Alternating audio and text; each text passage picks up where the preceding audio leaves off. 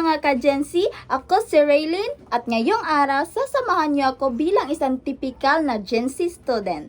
Warning lang, medyo funny, medyo tragic, pero very relatable. Tara, let's go!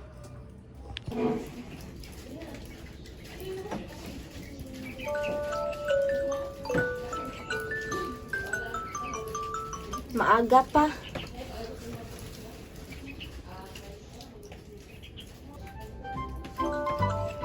Hala, late na ako.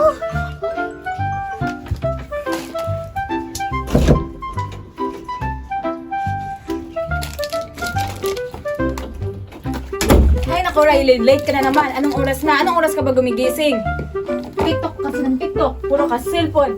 Yung pinggan, hindi mo pa nahugasan kagabi. Hindi ka pa nagawalis. Paano ka magkakaasawa niyan? Sige, tumakbo ka na sa paaralan dahil late ka na. Pero mamaya ha, yung pinggan, hugasan mo. Huwag walis ka sa labas.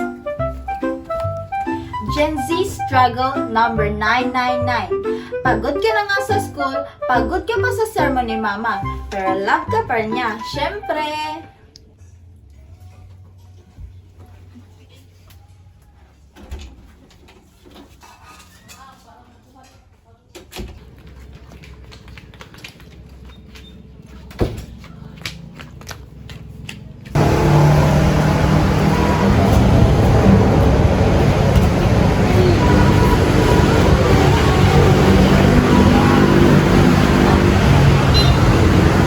As a Gen Z, hindi talaga maiiwasan ng throwaway moment.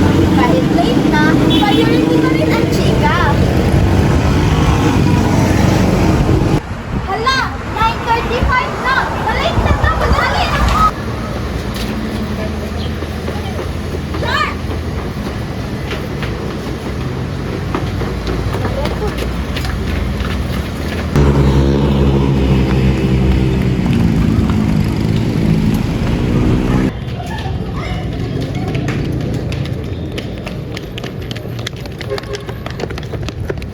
Ito ang ganap pag may group study. May nagme-makeup, may nag-aaral.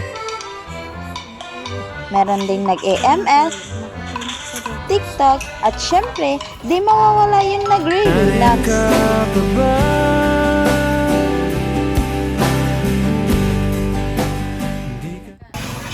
Uy guys, sige na ba? Unahin na ninyo. Mag-study na ta. Mag-study mo ka. Sige na. Ato na ta group ta. Dito na ta mag-study. Kaya mawala gihapon. Di man mo mag-study. Halina. Okay, let's go. Okay, let's go.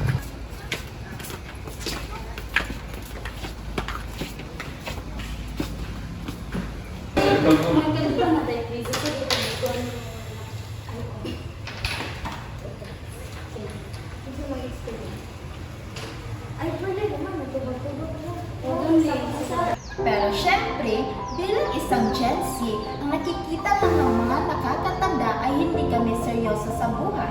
But we also have this side na dedicated in addressing issues such as climate change, gender equality, at marami pang iba.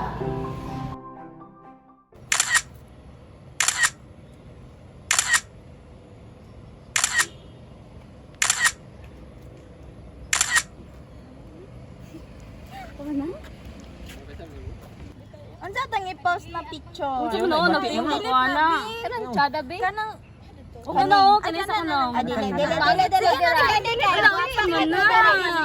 na may baba diha tanaw ka na mo na sa likod. La, Unsa man na? Bantay sa kamera. Ako aning Facebook, dapat ako joy gwapa. Wala oy, kami nang mga idea mo din. Kanina hashtag low-key pero high key sa gallery. High key sa gallery.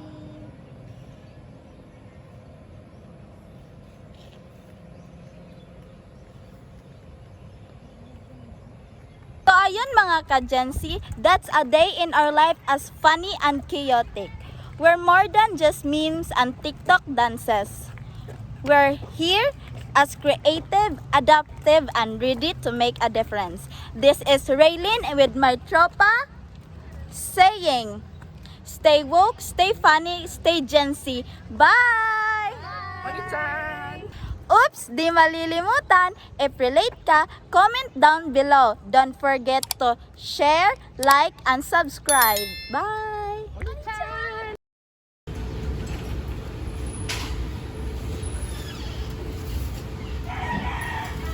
Oy, yung hugasin ha. Huwag mong kalimutan.